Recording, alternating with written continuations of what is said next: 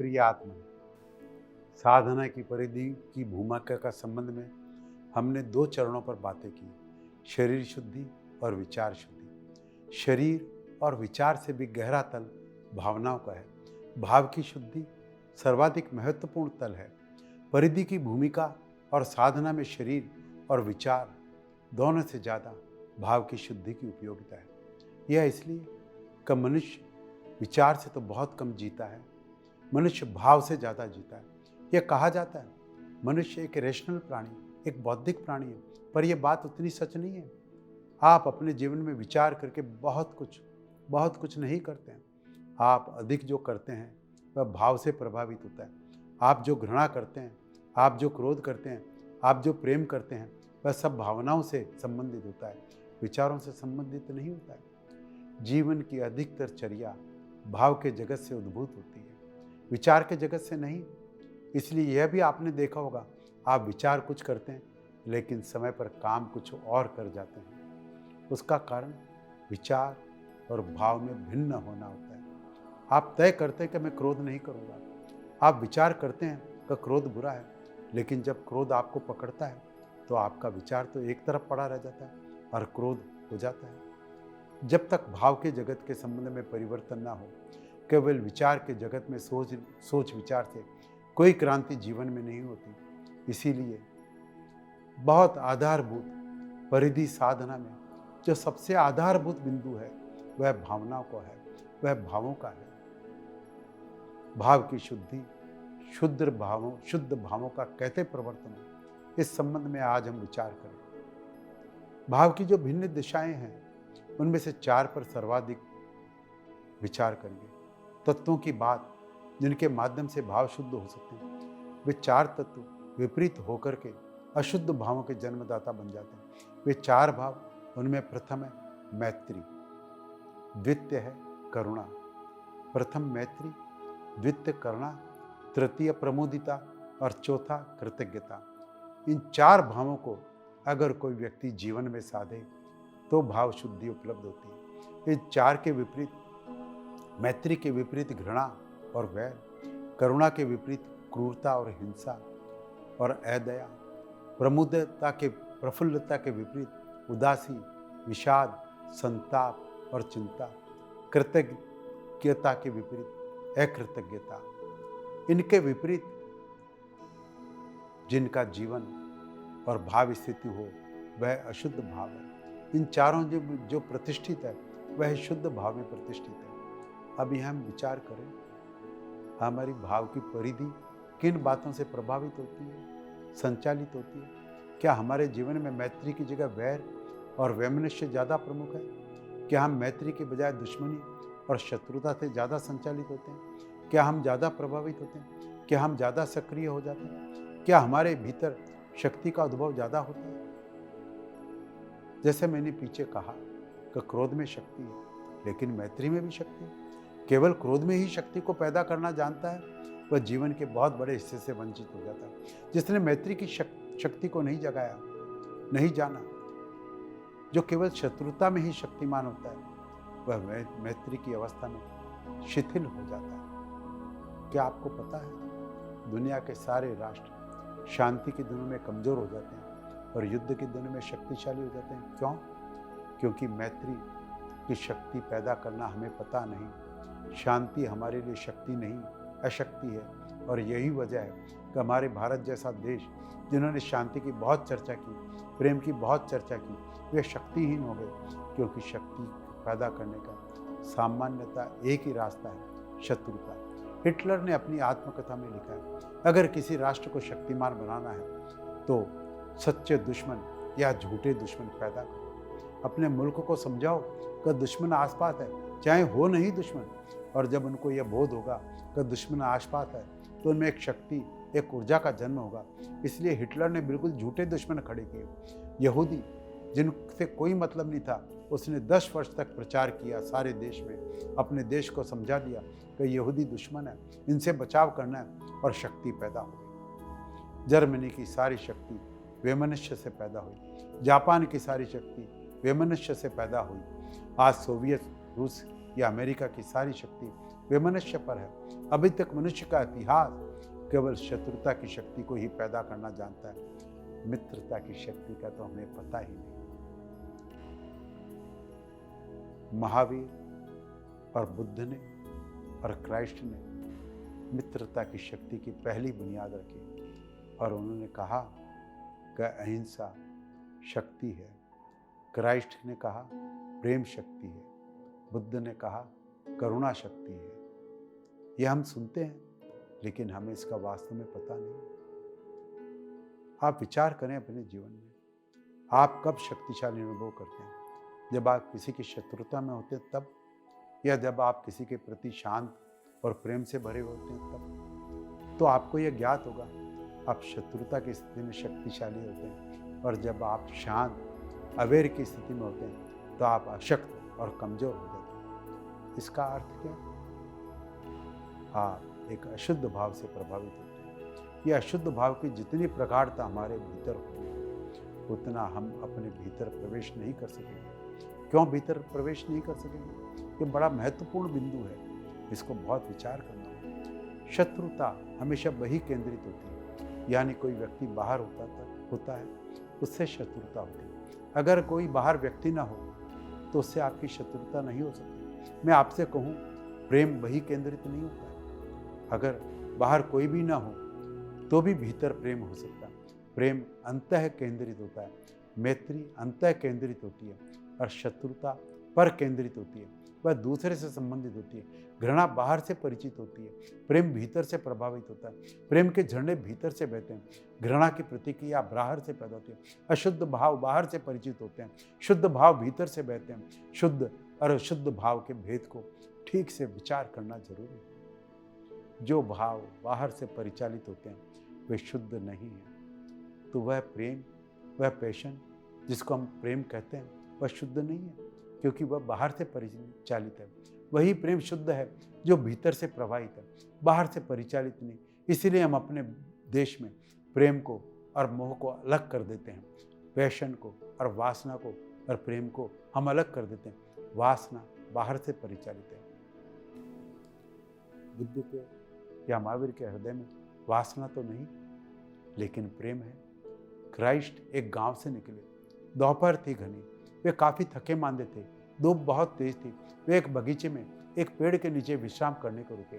वह भवन और बगीचा एक वेश्या का था। उस वेश्या ने उस क्राइस्ट को उस पेड़ के नीचे विश्राम करते हुए देखा। ऐसा व्यक्ति कभी उसके बगीचे में विश्राम नहीं करने के लिए आया। ऐसा व्यक्ति उसने कभी देखा ही नहीं। उसने बहुत सुंदर लोग देखे थे, उसने बहुत स्वस्थ लोग देखे थे, पर क्राइस्ट का सौंदर्य कुछ और था, इनका स्वास्थ्य कुछ और था। वह आकर्षण से बंधी हुई उस पेड़ के पास गई। उसे पता ही नहीं चला। जब वह पास आकर के क्राइस्ट को देखने लगी, क्राइस्ट की आंख खुली, उठ कर के जाने को हुए। क्राइस्ट ने उसे धन्यवाद किया, धन्यवाद इस छाया के लिए जो तुम्हारे इस पेड़ ने मुझे दी। अब मैं जाऊं क्योंकि मेरा रास्ता लंबा है। उस वेश्या ने कहा, 2 क्षण को अगर मेरे भवन के भीतर न गए तो मेरे मन का बहुत अपमान होगा। 2 क्षण रुको। उस वेश्या ने कहा, यह पहला मौका है, मैं किसी को आमंत्रित करूं। लोग मेरे द्वार पर आते हैं और वापस लौटा दिए जाते हैं। यह पहला मौका है जीवन में मैं किसी को आमंत्रित करूं। क्राइस्ट ने कहा, तुमने कहा तो समझो मैं आ ही गया, लेकिन मेरा रास्ता लंबा है, मुझे जाने दो। क्राइस्ट ने कहा, तुमने कहा तो समझो मैं आ ही गया, लेकिन उस वेश्या ने कहा, मुझे बड़ी पीड़ा होगी। इसका अर्थ होगा आप इतना भी प्रेम नहीं कर सकते कि मेरे भवन में भीतर चल सकें। क्राइस्ट ने कहा, स्मरण रखना, मैं अकेला आदमी हूँ जो तुम्हें प्रेम कर सकता हूँ, और जो भी तुम्हारे द्वार आए वे कोई भी तुमसे प्रेम नहीं करते, क्योंकि उनके पास प्रेम नहीं है। वे तुम्हारे कारण आए और मेरे भीतर प्रेम है। प्रेम दिए के प्रकाश की भांति है। अगर कोई यहाँ न भी हो तो प्रकाश शून्य में गिरता रहेगा, कोई निकलेगा तो उस पर पड़ जाएगा। वासना और मोह प्रकाश की भांति नहीं है, वे किसी से प्रभावित होंगे तो खींचते हैं। इसलिए वासना एक तनाव है, एक टेंशन है। प्रेम तनाव नहीं है, प्रेम में कोई तनाव नहीं है। प्रेम अत्यंत शांत स्थिति है। अशुद्ध भाव वे हैं जो बाहर से प्रभावित होते हैं। अशुद्ध भाव वे हैं जिनकी तरंगें बाहर की हवाएं आपसे पैदा करती हैं, और शुद्ध भाव वे हैं जो आपसे निकलते हैं, बाहर की हवाएं जिन्हें प्रभावित नहीं करती। महावीर को और बुद्ध को हम कभी भी इस भाषा में नहीं सोचते कि वे प्रेम करते हैं, परंतु वे ही अकेले ऐसे लोग हैं जो प्रेम करते हैं। लेकिन उस प्रेम में और आपके प्रेम में फ़र्क है। आपका प्रेम एक संबंध है किसी व्यक्ति से, उनका प्रेम संबंध नहीं है। उनका प्रेम स्टेट ऑफ माइंड है, उनका प्रेम स्टेट ऑफ रिलेशनशिप नहीं, उनका प्रेम कोई संबंध नहीं है किसी से। उनका प्रेम उनके चित्त की अवस्था है, यानी वे प्रेम करने को मजबूर हैं क्योंकि उनके पास और कुछ करने को है ही नहीं।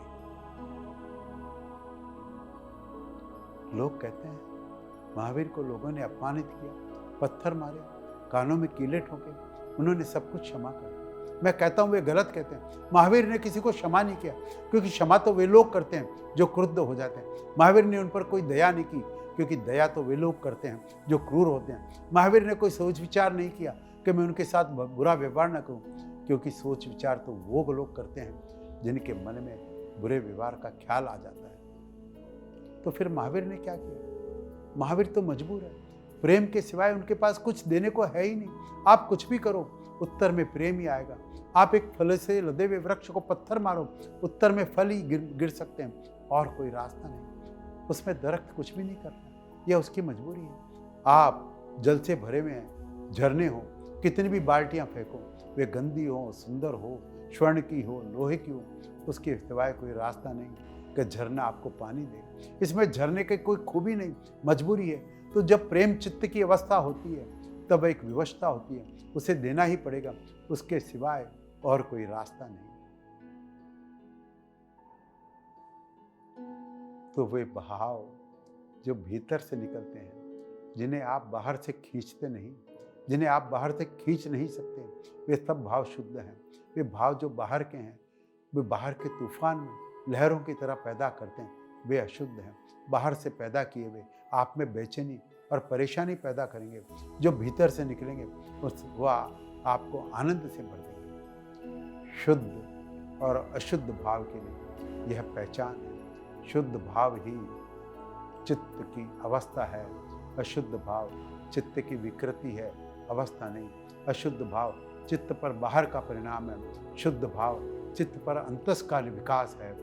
तो अपने जीवन में यह विचार करें कि जिन भावनाओं से मैं संचालित होता हूँ वे मेरे भीतर से आती है या दूसरे लोग मुझ में पैदा करते हैं। मैं रास्ते पर जा रहा हूँ, आप मुझे गाली दें और मुझ में क्रोध पैदा हुआ, यह अशुद्ध भाव है, क्योंकि आपने मुझ में पैदा किया। मैं रास्ते से जा रहा हूँ, आप मुझे आदर करते हैं और मैं प्रसन्न होता हूँ, यह भी अशुद्ध भाव है, क्योंकि आपने मुझ में पैदा किया। मैं रास्ते में जा रहा हूँ, आप गाली देते हैं, आप मेरी प्रशंसा करते हैं, मेरी अवस्था वही बनी रहती है जो कि गाली देने के पहले थी या प्रशंसा करने के पहले थी। वह भाव शुद्ध भाव है, क्योंकि आपने उसे पैदा नहीं किया। वह मेरा है, जो मेरा है वह शुद्ध है, जो मेरा है वह शुद्ध है। जो बाहर से आता है वह शुद्ध है, जो बाहर से आता है वह रिएक्शन है, वह प्रतिध्वनि है। हम यहाँ एक इको पॉइंट देखने गए थे, पीछे की ओर आवाज़ करिए तो वहाँ से पहाड़ से उसको दोहरा देने थे। मैंने कहा हम में से अधिक लोग इको पॉइंट है, आप कुछ कहिए वे दोहरा देते हैं। उनके पास अपना कुछ नहीं है, वे खाली पहाड़ हैं। आप कुछ चिल्लाइए, वहाँ से भी चिल्लाहट होती। वह उनकी नहीं है, वह आपने पैदा की, और जो आपने पैदा की वह आपकी भी नहीं थी, वह किसी दूसरे ने आप में पैदा की। हम सब इको पॉइंट है, हमारे पास अपनी कोई आवाज़ नहीं, हमारे पास अपना कोई जीवन नहीं, हमारे पास अपना कोई भाव नहीं। हमारे सब भाव अशुद्ध हैं, क्योंकि वे दूसरों के हैं, उधार के हैं। तो पहला सूत्र, भाव मेरे हों, वे प्रतिक्रियाएं न हो, वे मेरे चित्त की अवस्था हो। मेरे चित्त की अवस्थाओं को 4 भागों में मैंने विभाजित किया, और पहला भाग है मैत्री। मैत्री साधनी होगी। मैत्री इसलिए साधनी होगी कि मैत्री का जो शक्ति बिंदु हमारे भीतर, उसके विकसित होने के मौके जीवन में बहुत कम होते हैं। वह अविकसित पड़ा रहता है, वह बीज की तरह हमारे मनोभूमि में पड़ा रहता है, विकसित नहीं हो पाता है। शत्रुता का बीज एकदम विकसित हो जाता है। क्यों? क्योंकि उसका कारण प्राकृतिक है, वह ज़रूरत है। वह ज़रूरत है, लेकिन जीवन भर की संगी और साथी होने की ज़रूरत नहीं है। उसकी एक दिन ज़रूरत है, अरे एक दिन उसे छोड़ देने की भी ज़रूरत है। बच्चा जब पैदा होता है, पैदा होते ही वह जो अनुभव करता है, पैदा होते से जो उसे अनुभव होता है, वह प्रेम का नहीं होता। बच्चे को पैदा होते ही जो अनुभव होगा वह भय का, फियर का होता है। वह स्वाभाविक है। एक छोटा सा बच्चा जो माँ के पेट में बड़ी व्यवस्था और सुविधा में था, जहाँ कोई अड़चन नहीं थी, कोई परेशानी नहीं थी, न भोजन की, न पानी की, किसी की चिंता नहीं थी, वह बड़ा ही सुखद निद्रा में सोया हुआ जी रहा था। जब माँ के पेट से बाहर आता है एक छोटा सा बच्चा, सब तरह से कमजोर, उसे वो जो पहला अनुभव, जो पहला आघात, वह भय का होता है। और वह भय का आघात जिनके प्रति, जिनको वह देखता, उनके प्रति उसको प्रेम पैदा नहीं होता, डर पैदा होता है। और जिनसे डर पैदा होता है उनके प्रति घृणा पैदा होती है। यह नियम है, समझ लें। भय कभी भी प्रेम पैदा नहीं करता। किसी ने अगर कहा हो कि भय के बिना प्रीति नहीं, तो बिल्कुल गलत कहा। भय हो तो प्रीति हो ही नहीं सकती। भय में कभी प्रीति नहीं होती। और ऊपर से प्रीति अगर दिखाई भी पड़े तो भीतर तो भय ही होगा। जितनी प्रीति भी हम देखते हैं वह अधिकतर भय पर खड़ी है। और भय पर जो प्रीति खड़ी है वह झूठी है। ऊपर से प्रीति रहती है, भीतर से घृणा सरकती रहती है। हम जिन जिन को प्रेम करते हैं उन्हीं को घृणा करते हैं, क्योंकि प्रीति ऊपर होती है और घृणा नीचे होती है।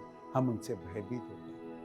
जो व्यक्ति किसी को भयभीत कर रहा है वह अपने प्रेम पाने के अवसर को खो रहा है। अगर आप अपने पुत्र को भयभीत कर रहे हैं तो वह आपके प्रेम को नहीं पा सकेगा। अगर पति पत्नी को भयभीत कर रहा है तो वह उसके प्रेम को नहीं पा सकेगा। वह प्रेम का अभिनय कर सकता है परंतु प्रेम पा नहीं सकेगा, क्योंकि प्रेम में केवल अभय विकसित होता है, भय कभी भी विकसित नहीं हो सकता। तो बच्चे का जैसे ही जन्म होता है वह भय का अनुभव करता है, इसलिए उसकी शत्रुता के बिंदु सक्रिय हो जाते हैं। प्रेम के बिंदु सक्रिय नहीं होते। प्रेम के बिंदु अधिकतर लोगों के जीवन भर बिना सक्रिय हुए जीवन समाप्त हो जाता है, क्योंकि जीवन उनको कोई मौका नहीं देता।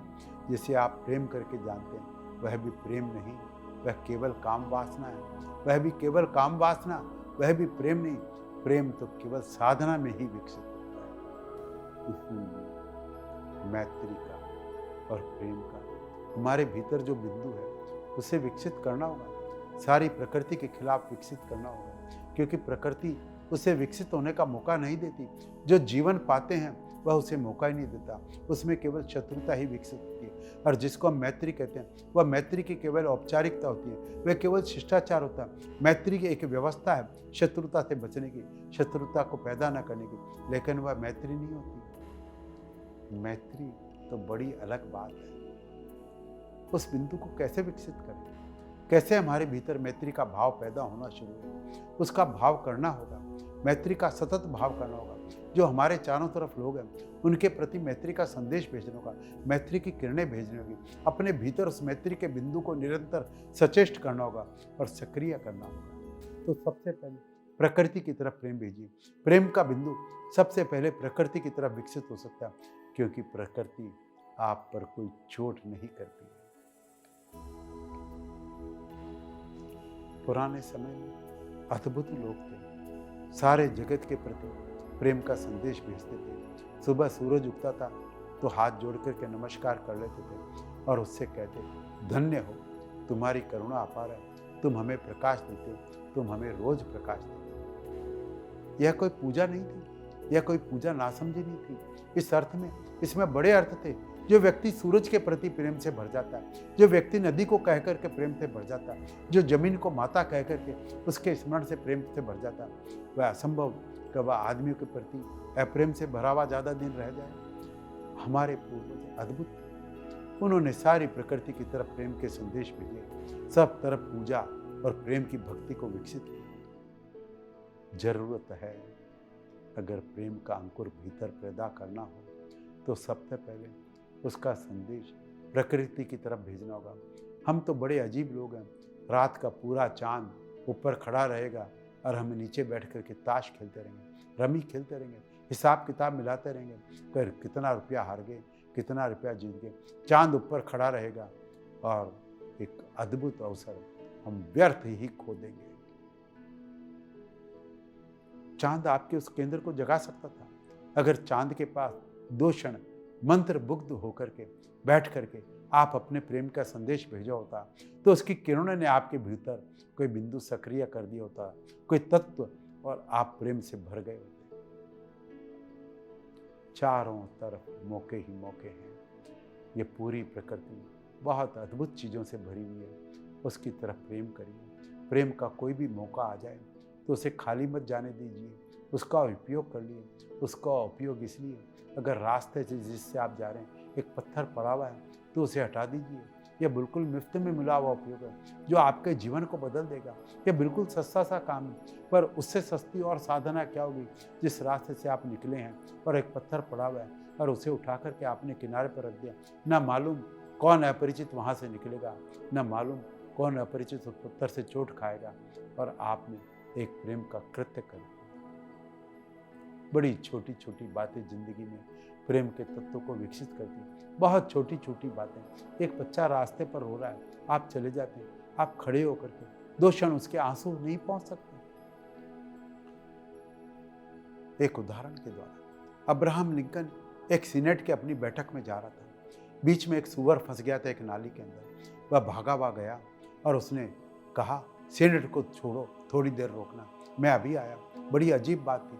अमेरिका की संसद शायद ही कभी रुकी हो। इस तरह से वह वापस लौटा। उसने सूअर को निकाला, उसके सारे कपड़े कीचड़ में सन गए। उसे नाले से बाहर निकाल करके उसने रखा। फिर वह अंदर गया। लोगों ने पूछा, क्या बात थी, इतने घबराए हुए काम रोक कर क्या आप बाहर कैसे चले गए? उसने कहा, एक प्राण संकट में था। यह प्रेम का कितना सा सरल कृत्य था और कितना अद्भुत। और ये छोटी छोटी बातें। ऐसे लोग हैं जो पानी भी छान करके पिएंगे, कोई कीड़ा नहीं मर जाए, लेकिन उनके मन में प्रेम नहीं है, तो ये पानी छानना बेकार है। ये उनके लिए बिल्कुल मैकेनिकल हैबिट की बात है। वे पानी छान करके पीते हैं। वे रात को खाना नहीं खाते का कोई कीड़ा नहीं मर जाए, पर इससे उनके हृदय में प्रेम नहीं होता। उनको उससे कोई मतलब नहीं, उनको इससे कोई मतलब नहीं। पानी छीन करके पाते हैं, खाना रात को नहीं खाते, मांसाहार नहीं करते, इनसे भी उनको कोई मतलब नहीं। एक ब्राह्मण या एक जैन या एक बौद्ध मांसाहार नहीं करेगा तो यह मत समझना कि उसके मन में प्रेम से भरा हुआ है। यह केवल उसकी आदत है। यह केवल वंश परंपरा कर सुनी हुई बात है, समझी हुई बात है। इससे प्रेम का कोई संबंध नहीं। हाँ, अगर यह बात आपके प्रेम से विकसित हो तो यही बात अद्भुत हो जाएगी। अहिंसा तब परम धर्म हो जाएगा, तब वह प्रेम से विकसित होगा। तब वह ग्रंथों को पढ़ करके किसी संप्रदाय से बंधा हुआ होकर के विकसित नहीं होगा। तो जीवन में जो छोटे छोटे काम, बड़े छोटे छोटे काम, और हम भूल गए। जब आप किसी के कंधे पर हाथ रखते हैं तो अपने सारे हृदय के प्रेम की अपने हाथ के साथ उसके पास भेजें। अपने सारे प्राणों को, अपने सारे हृदय को उस हाथ में संकलित होने दें और जाने दें। आप हैरान होंगे, आपका हाथ जादू हो जाएगा। जब आप किसी की आंख में झांकते हैं तो अपनी आंखों में सारे हृदय को उंडेल दें। आप हैरान हो जाएंगे, आपकी आंखें जादू हो जाएगी। किसी के भीतर कुछ हिला देगी। न केवल आपका प्रेम जागेगा, बल्कि हो सकता है दूसरे का भी प्रेम जगने के आप कारण हो जाए और उसकी कोई व्यवस्था नहीं। एक ठीक से प्रेम करने वाला आदमी पैदा होता है तो लाखों लोगों के भीतर प्रेम सक्रिय हो जाता है।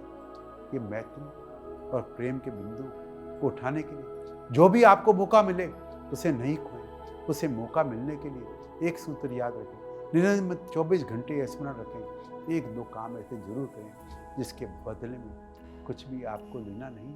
24 घंटे हम काम कर रहे हैं, हम कामों को इसलिए कर रहे हैं कि हम उसके बदले में कुछ चाहते हैं। 24 घंटे नियम पूर्वक कुछ ऐसे काम करें जिसके बदले में आपको कुछ भी नहीं लेना है। वे काम प्रेम के होंगे, वे आपके भीतर प्रेम पैदा करेंगे।